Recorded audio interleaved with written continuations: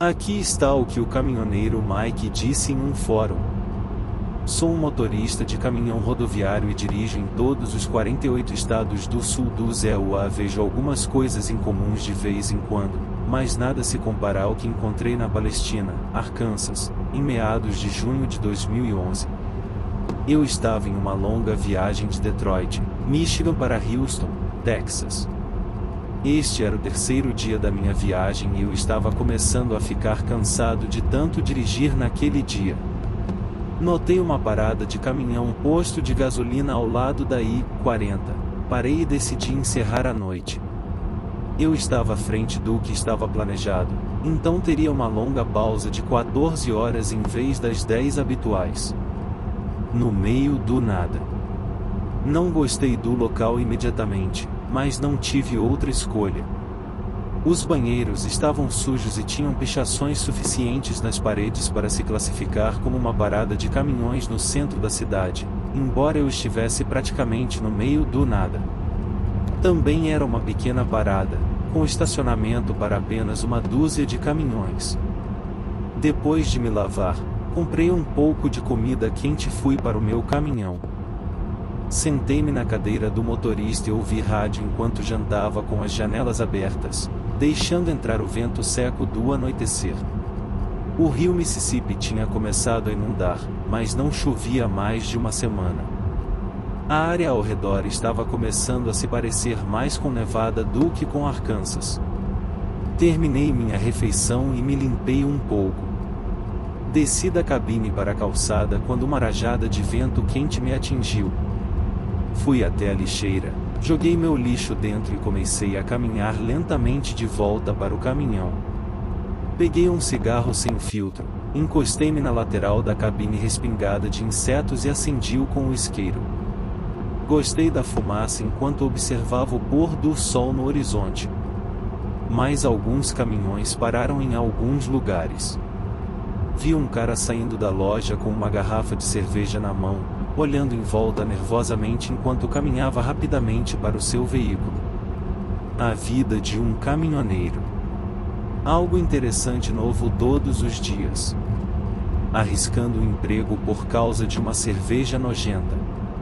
Subi de volta na cabine do caminhão, caí de volta no beliche, coloquei um pijama e me deitei para descansar um pouco. Não me incomodei em definir um alarme. Senti o sono tomar conta de mim e aceitei enquanto caía no mundo dos sonhos. Violentamente acordado. Acordei com a cabine do caminhão balançando violentamente, derrubando no chão a garrafa de água que coloquei na minha mesa de cabeceira.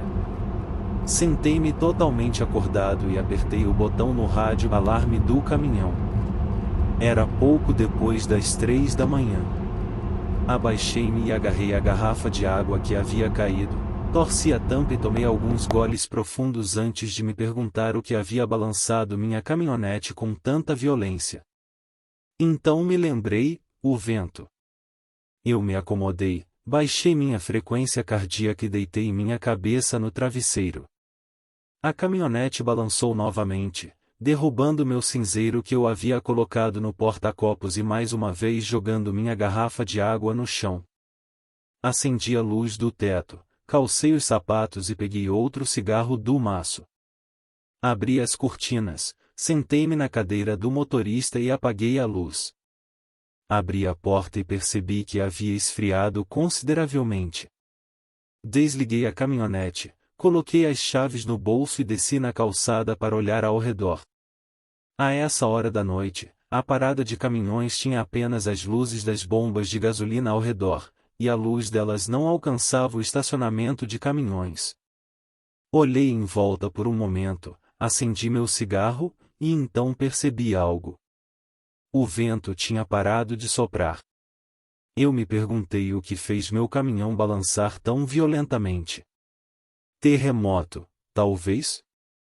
Eu sabia que alguns haviam sido relatados em Memphis, e provavelmente estava perto o suficiente para ter sentido um tremor, mas aquele movimento de balanço não parecia de um terremoto. Parecia que o vento batia na lateral da minha caminhonete com uma rajada forte. A aparição. Curiosa e cautelosamente, dei a volta pela frente do meu caminhão em direção ao lado do passageiro e olhei para o comprimento do meu trailer. Percebi um movimento baixo no chão, cerca de 1 metro. Não rápido. Usei minhas chaves para destrancar a porta do passageiro, pulei e peguei minha grande lanterna de um compartimento de armazenamento superior. Eu desci de volta e tranquei a porta. Acendi a luz e iluminei a lateral do meu trailer.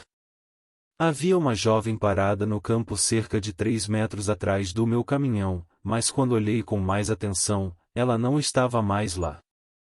Bem, como eu disse antes, os motoristas de caminhão veem algo novo todos os dias.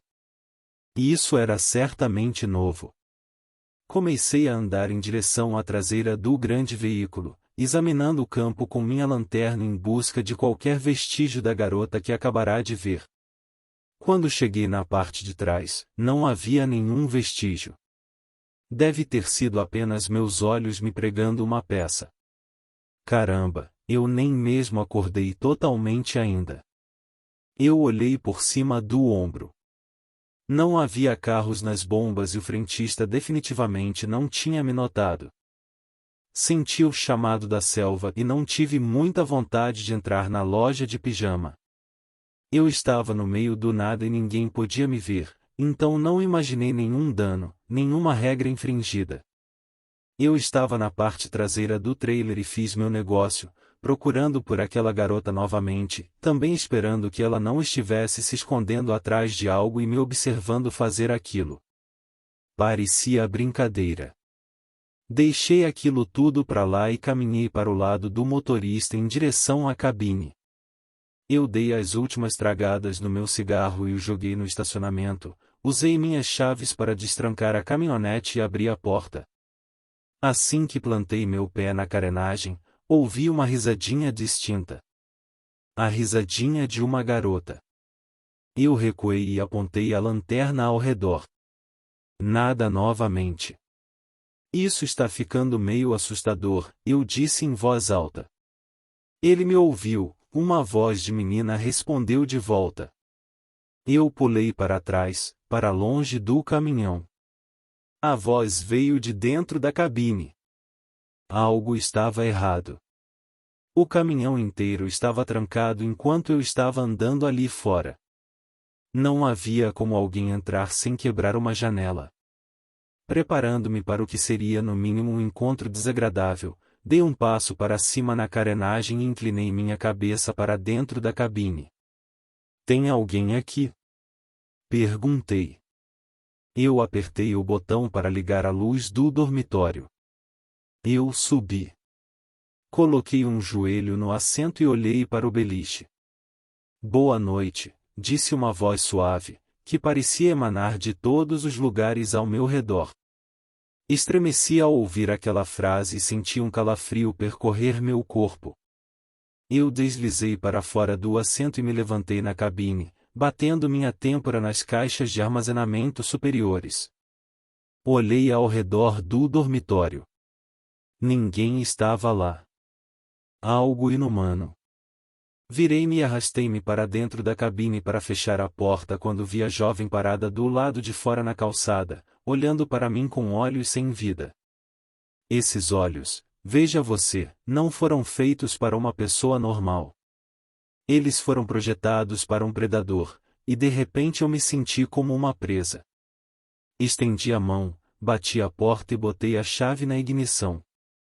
Decidi rapidamente que não ficaria ali pelo resto da noite. Virei a chave e ouvi o motor do meu caminhão ganhando vida, junto com um zumbido familiar e irritante que era meu medidor de pressão de ar me dizendo que eu não tinha ar suficiente para liberar os freios. Dei uma olhada furtiva para fora da janela e lá estava ela, imóvel como uma árvore, olhando para mim e sorrindo. Eu não queria chegar mais perto da janela até que estivesse pronto para colocar meu caminhão em movimento. Aquilo estava estranho demais e eu não queria fazer parte disso. Essa garota não era humana, pelo menos não mais. Era quase como se ela fosse algo tão desumano que tomaria a forma de um humano. É difícil para explicar e me sinto mal só de pensar nisso. Ouvi a sirene desligar e bati nas válvulas para fornecer ar ao meu sistema de freio. Quando o sistema começou a arejar, a sirene voltou a soar. Dane-se isso, pensei comigo mesmo. Eu tenho o suficiente para sair daqui. Desengatei a embreagem, engatei a marcha e saí do estacionamento rugindo como se o próprio diabo estivesse atrás de mim, o que, pelo que eu sabia, ele estava. Olhei no espelho lateral quando estava prestes a virar à direita e vi a garota banhada pelo brilho vermelho e âmbar das minhas luzes traseiras. Ela estava sorrindo para mim e acenando. Eu voei por entre minhas marchas o mais rápido que elas me deixaram enquanto voltava para a interestadual. A faca e o cartão postal. Dirigi por cerca de 45 minutos, apertando repetidamente o interruptor para ligar minhas luzes interiores para olhar ao redor da cabine do dormitório antes de finalmente avistar uma parada de caminhão maior na próxima saída. Depois de dar ré para um dos poucos espaços restantes, desliguei minhas luzes e acendi a luz do beliche enquanto caminhava para a parte de trás. Então fiz uma pausa. Na loja, comprei uma lembrança. Nada extravagante, apenas um cartão postal com uma foto do Arkansas. Eu também comprei uma faca nova para o trabalho.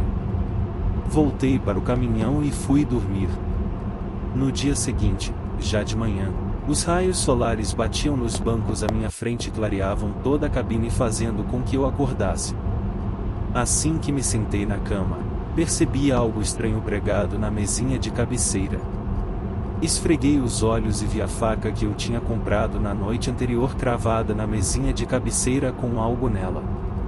A ponta da lâmina foi cravada diretamente no local da I-40 onde eu havia feito a primeira parada na noite anterior. A lâmina havia sido cravada profundamente, prendendo o cartão postal na minha mesinha de cabeceira. Levei vários minutos apenas para soltar a faca o suficiente para retirá-la da mesa de cabeceira. Felizmente, quando virei o cartão postal, nenhuma mensagem havia sido deixada para mim. Até hoje não sei o que vi. Ouço outros caminhoneiros falarem de coisas estranhas que veem nas interestaduais, rodovias dos Estados Unidos e rotas estaduais, mas nunca mencionei minha experiência. Sempre achei que apenas por mencionar essa história, ela voltaria para o meu caminhão e lá estaria ela, sentada na minha cama e esperando por mim. Eu joguei aquele cartão postal fora e joguei a faca em uma lixeira. Comprei outro cartão postal do Arkansas, apenas para manter a coleção em andamento. Eu tenho 36 até agora.